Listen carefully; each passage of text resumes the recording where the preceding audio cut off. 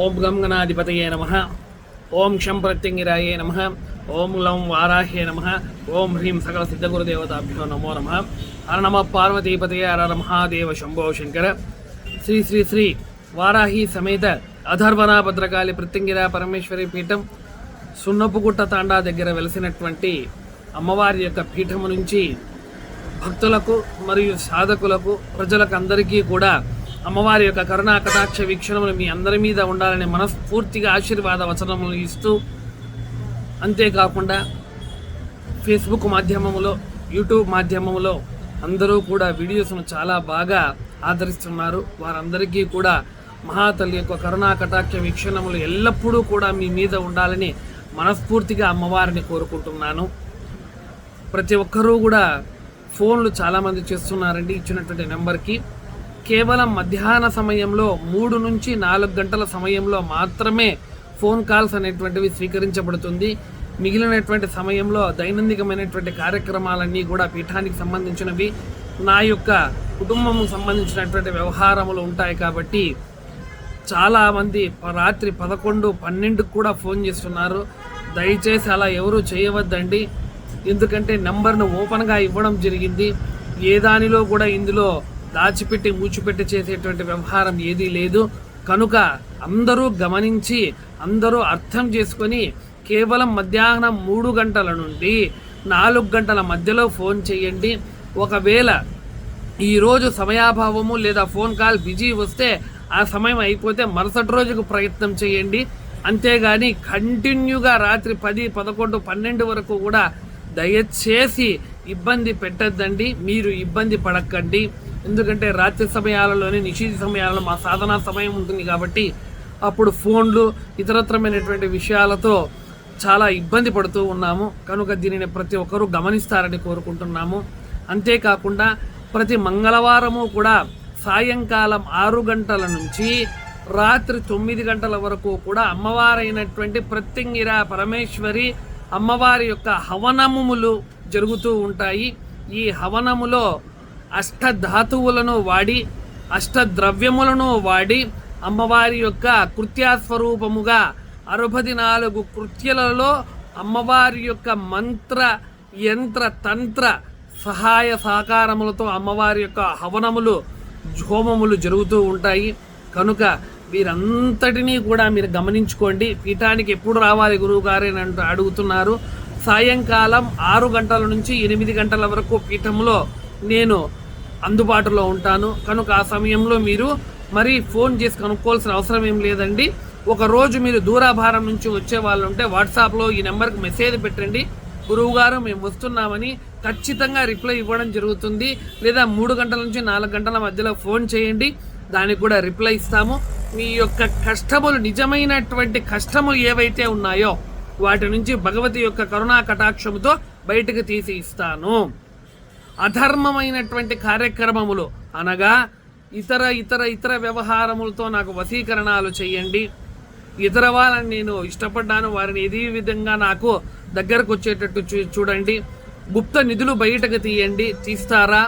లేదా ఇతరత్రమైనటువంటి మారణ ప్రక్రియలు చేస్తారా? ఇలాంటి అధర్మమైనటువంటి పనుల కోసం దయచేసి నాకు ఫోన్ చెయ్యొద్దండి. నేను అలాంటి కార్యక్రమాలు చెయ్యను. ధర్మబద్ధమైనటువంటివి ఎవరైనా భూత ప్రేతములతో బాధపడేటువంటి వారు, లేదా అనారోగ్య సంబంధములతో బాధపడేటువంటి వారు కావచ్చు, లేదా ఇతరత్రమైనటువంటి గృహమునకు సంప్రాప్తించిన దోషములతో బాధపడేటువంటి వారు కావచ్చు, లేదా సుస్పష్టమైనటువంటి షట్కర్మములతో బాధపడేటువంటి వారు ఎవరైనా కూడా శాంతి కర్మ ద్వారా వాళ్ళని బాగుపరచడం జరుగుతుంది. స్త్రీ పురుషులు భార్యాభర్తలై ఉండి వాళ్ళు విడిపోతున్నారు, వారు విడాకుల స్థాయికి పోయినారు అని అంటే వారిని మాత్రమే కలపడం జరుగుతుంది. సరి అయినటువంటి వ్యవహారము లేక పిల్లలు ప్రేమలో పడిపోయి అసాంఘికమైనటువంటి కార్యక్రమాలలో ఉన్నారు, వాళ్ళని బయటకు తీసుకొని రావాలి. అలాంటి కార్యక్రమాలలో ముందుగా ఉంటాము, వారికి ధర్మము చేస్తాము, వారికి మంచి చేస్తాము. కనుక ఇలాంటి ధర్మబద్ధమైనటువంటి కార్యక్రమములకు మాత్రమే నన్ను ఆచరిస్తారని చెప్పి మీ అందరికీ కూడా వేడుకుంటూ తెలియజేసుకుంటూ ఇక వీడియోలోనికి వస్తాం. మొట్టమొదటి షట్కర్మంలో అయినటువంటి వశీకరణ గురించి మీ అందరికీ కూడా 2 వీడియోల ద్వారా తెలియజేశాను. అదే విధముగా మరుల మందు యొక్క విషయాన్ని కూడా మీకు తెలియజేశాను. అదే విధముగా తంత్రానికి సంబంధించినటువంటి విషయములో మంత్ర సంపుటీకరణము ద్వారా శాస్త్రంలో ఉన్నటువంటి ఒక గొప్ప వశీకరణ తిలక ధారణా విధానంతో ఈరోజు మీ అందరి ముందరికి రావడం జరుగుతుంది. గురువుగారు మొన్న ఒక వీడియో పెట్టారు, అది లక్ష్మణ చెట్టు అని అంటే ఏమిటి, మీరు చేసిస్తారా, మీరు ఎంత డబ్బులు తీసుకుంటారు, ఆ తిలకం మాకు అమ్ముతారా, చేస్తారా, చెందుతారా అని చాలామంది అడుగుతున్నారు. నేను అమ్మనండి, నేను అమ్మను. నా దగ్గరికి ఏదైనా వ్యక్తి కావాలి అని వస్తే వారి యొక్క కష్టము, వారి యొక్క నిజమైనటువంటి అవసరం ఏదుంది, ఆఫీసర్లు ఏ విధంగా ఇబ్బంది పడుతున్నారు, ఏ విధమైనటువంటి ప్రక్రియ చేస్తున్నారని చెబితే వారికి కావలసినటువంటి తంతు అది ఆ మార్గం ద్వారా జరుగుతుందా, వేరే మార్గం ద్వారా జరుగుతుందా అని ఆ విధమైనటువంటి తిలకమును కానీ లేదా తైలమును కానీ అభిమంత్రణ చేసి ఇవ్వడం జరుగుతుంది. దాని వలన 100% కూడా ఫలితములు అనేటువంటివి కలుగును. ఇది తథ్యము. మాది అవఘడ సాంప్రదాయము. నేను మా గురుస్థానము కామాఖ్య దగ్గర ఉన్నటువంటి మయాంగ్ ప్రాంతంలో నేను విద్యను అభ్యసించాను. చాలామంది అడుగుతున్నారు, గురువుగారు మీరు కనపడుతూనే ఉన్నారే, చేస్తూనే ఉన్నారే, చెందుతూనే ఉన్నారే అని చెప్పి విచిత్రమైనటువంటి సందేహాలు కలుగుతున్నాయి. వాళ్ళందరికీ కూడా నేను ఒక విషయం చెప్తూ ఉన్నాను. మా గురుస్థానంలో నేను 9 సంవత్సరాలకు ముందు వెళ్ళినప్పుడు ఆ మహానుభావుని యొక్క కరుణా కటాక్ష వీక్షణముల వల్ల నాకు మంత్ర అనుష్ఠానానికి సంబంధించినటువంటి విద్యలను ప్రసాదించడం జరిగింది. ఒక్కొక్క మంత్రము ప్రకరణము ఏ విధంగా చేయాలి, మంత్రానికి సంబంధించినటువంటి వ్యవహారం ఏమిటి, ఋషి ఛందస్సు కరన్యాసం అంటే ఏమిటి, అంగన్యాసం అంటే ఏమిటి, అదేవిధంగా లమిత్యాది పంచోపచార పూజా విధానం ఏ విధంగా చేయాలి, మంత్రమును ఉపదేశం ఇచ్చి అక్కడ 3 రోజులు కానీ 5 రోజులు కానీ నా యొక్క గురువు గారి యొక్క ఆదేశాల ప్రకారం 9 రోజులు కానీ 11 రోజులు మాత్రమే అక్కడ ఉండి అక్కడి నుంచి నేను నా స్వప్రాంతమైనటువంటి స్వస్థలమైనటువంటి కదిరికి వచ్చి నా ఇంటిలో నేను సాధనను చేస్తూ ఉండేవాడిని. నిషీధమైనటువంటి సమయమైనటువంటి రాత్రి 8 గంటల తరువాత నా ఇంటిలో సాధన జరుగుతూ ఉంది.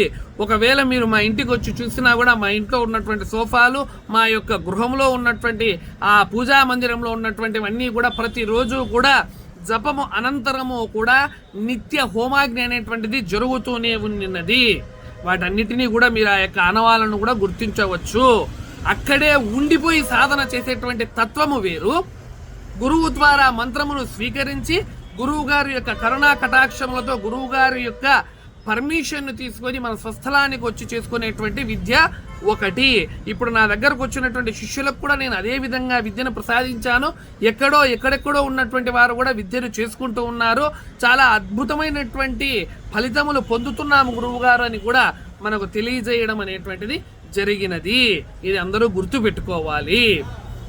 ఇక చాలామందికి పీఠము, మఠము వీటిలో చాలా వరకు సుస్పష్టమైనటువంటి వ్యవహారం అనేటువంటిది మీరు పీఠం అనేటువంటి వ్యవహారంతో వాడినారు కదా గురువుగారు అని ఒక వ్యక్తి అడగడం జరిగింది. సన్యాసత్వము కానీ లేదా బ్రహ్మచర్యమును కానీ పాటిస్తూ గురు మంత్రము ద్వారా ఒక విద్యను సిద్ధి చేసుకొని ఆ యొక్క పరదేవతలను ఒక పీఠము మీద విగ్రహ ప్రతిష్ఠ ద్వారా మంత్ర యంత్ర తంత్రముల ద్వారా ఆ దేవీ దేవతలను ప్రతిష్ఠ చేసి అక్కడ పీఠమును పీఠ దేవతలుగా వారికి నిత్య అనుష్ఠానము, ఉదయము మేలుకొలుపు సేవ దగ్గర నుంచి రాత్రి శయన సేవ వరకు చేస్తూ ఆ పీఠ దేవతలను కొలిచేటువంటి వ్యక్తి ఎవరైతే ఉంటారో ఆ వ్యక్తిని పీఠాధిపతి అని వ్యవహారములో చెప్పడము జరుగుతూ ఉన్నది. ఇది పీఠము, పీఠాధిపతి యొక్క విశిష్టత. మఠము అనగా ఆమ్నాయములో శాస్త్ర ప్రకారము మహానుభావుడు జగద్గురువు ఆది శంకరాచార్యులు 4 మఠస్థాపనలు చేశారు. అవి మహాద్భుతమైనటువంటి మఠములు. అవి మాత్రమే మనకు మహానుభావుడు ఏర్పరిచినటువంటి మఠములు.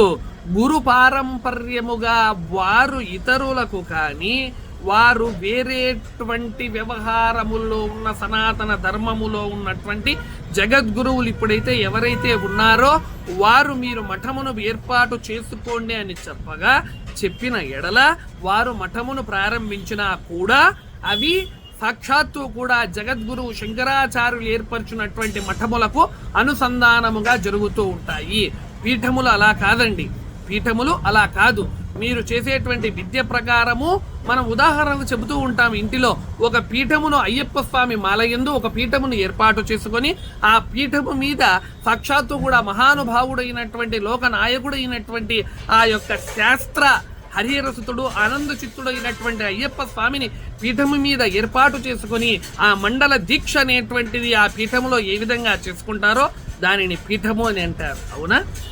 అలాగే పీఠమును ఏర్పాటు చేసుకొని పరదేవతలను కొలుస్తూ అనుష్ఠానము చేస్తూ నిత్య హోమములు చేస్తూ జపములు చేస్తూ ఆ భగవంతుల యొక్క కరుణా కటాక్షములు పొందడానికి చేసేటువంటి వ్యవహారకములలో పీఠాధిపతి అనేటువంటి వ్యక్తి ఆ యొక్క పీఠము యొక్క సంరక్షణ అనేటువంటిది చేస్తూ ఉంటారు. దీనిని గమనించండి.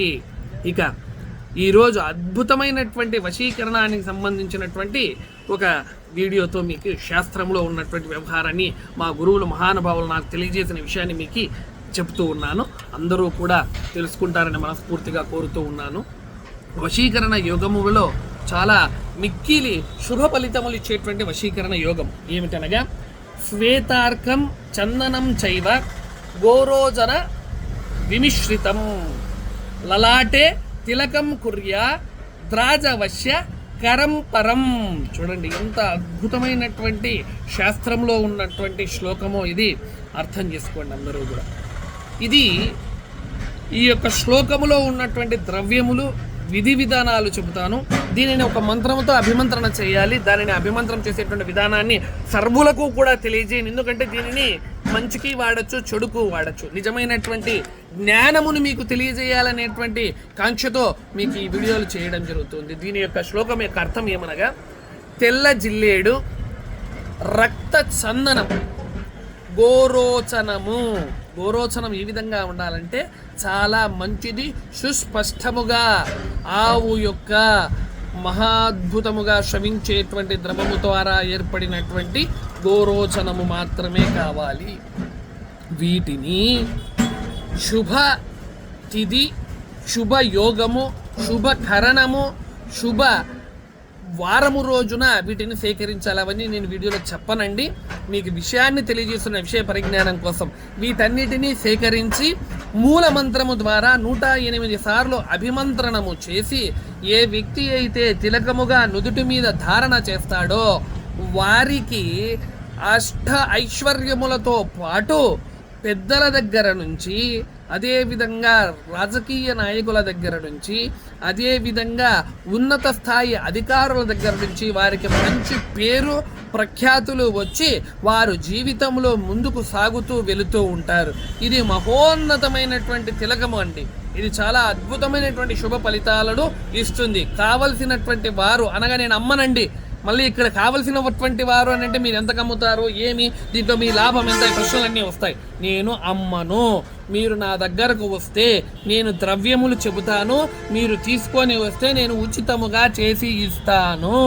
అండర్లైన్ 1కి 2 సార్లు ఉచితముగా చేసి ఇస్తాను. కనుక మీరందరూ కూడా ఇలా చేసుకొని శుకించి తరిస్తారని చెప్పి మనస్ఫూర్తిగా కోరుతూ ఓం శం ప్రత్యంగిరాయే నమః, ఓం లం వారాహ్యే నమః, ఓం హ్రీం సకల సిద్ధ గురుదేవతాభ్యో నమో నమః. హర నమః పార్వతీపతే హర మహాదేవ శంభో శంకర.